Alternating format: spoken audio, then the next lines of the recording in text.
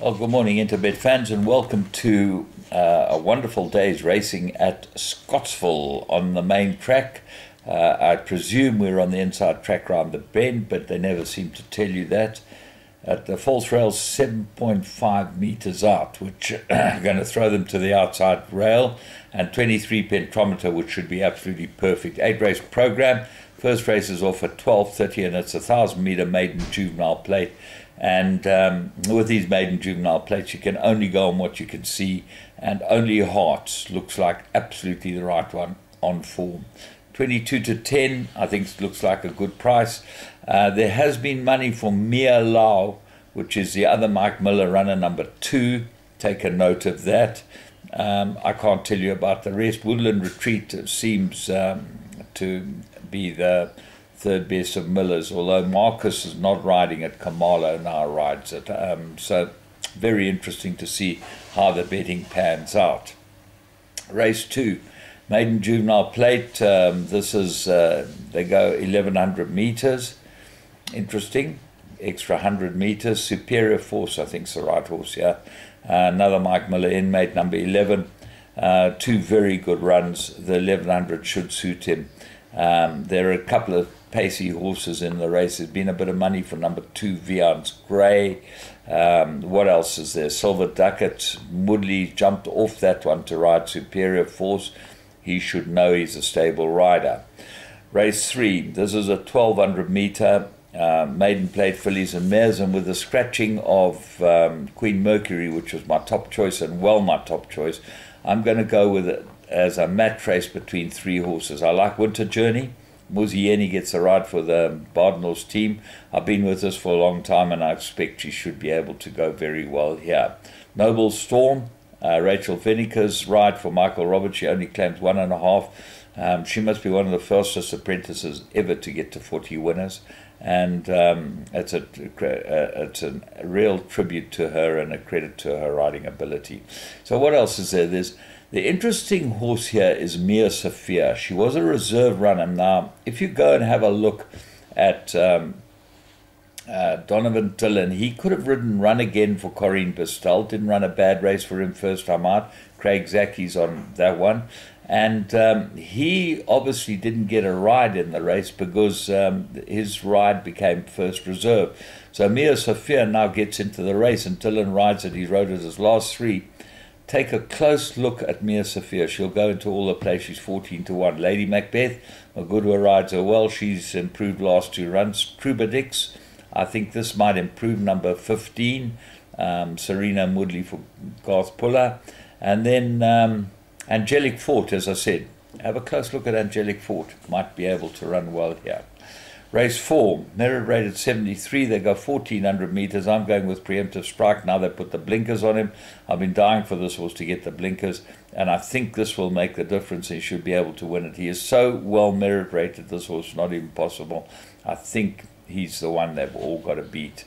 Radames, should go well. De Gavea has ridden it his last twice, gets the blinkers as well, so have a close look at him. The stable companion, Lataba, comes back from a rest. And Donovan Dillon, I'm sure he would have wanted to ride Radames, but Gavea rode it the last twice.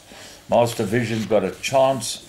And the 2 at the bottom of the weights, 3 at the bottom of the weights.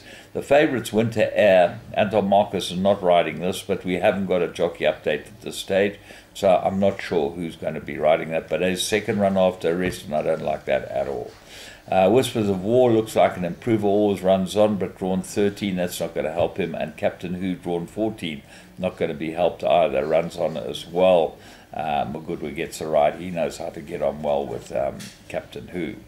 Race 5, this is a merit-rated handicap, and they go 1,400 meters, and my top choice here was Go Man Go. That's scratched as well.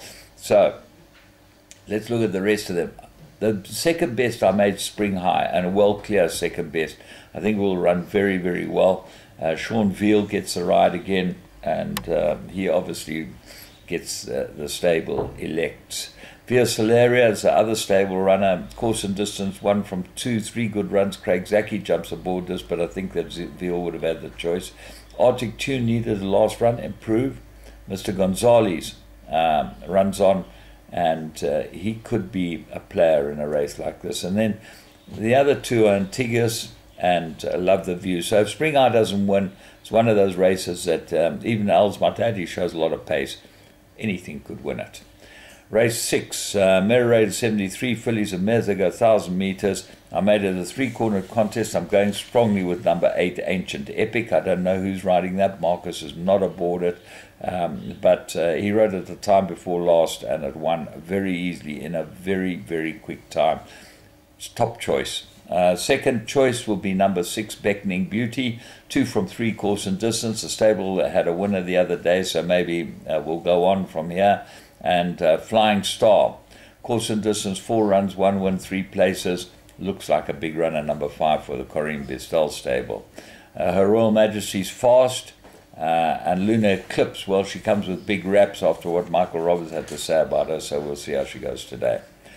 Race 7, Marula Sprint, 1,200 meters, and I like 13, but it's been scratched, so it now becomes wide open. The favourite, Spider's Corner, will he get 1,200 meters? He's never shown that he's effective as over 1,200 as over 1,000, and so we go look elsewhere.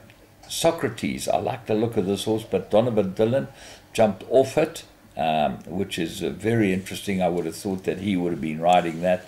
And Donovan Dillon ended up on Pearl of Asia, who's a Group 1 winner. So Socrates got an undeniable chance. That's number 7.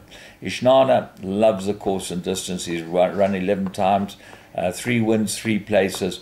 He got a 12-point penalty in effect for winning the time before last, because he went up from the 100, I'll tell you what his merit rating was, 103 to 109, so that's plus 6, and Dickon had another 1.5 kilos off his back, not 12, 9, I can't even add, but anyway, there you go.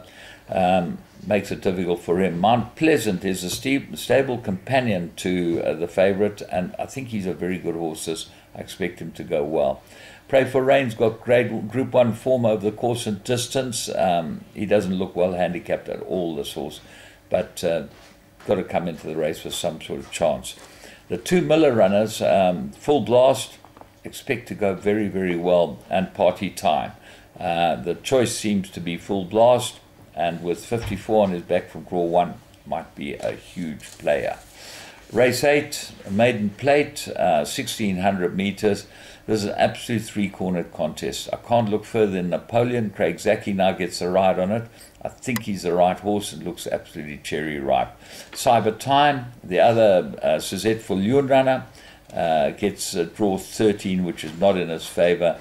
And Tabazondi, very good first run and could improve. Ignore its last run completely. It should run well. Coral Copy is a 6-year-old maiden. Country Ice ran on first time out, and Gates gets the ride again. So all in all, it looks like a card that's very, very interesting. If you study the form and go through it as I've done for you, and pick out the horses you fancy and add them to what I like, you could end up with some very decent payouts. So from me, James Goodman, and the Interbet team, remember, you bet on Interbet, you bet straight into the tote.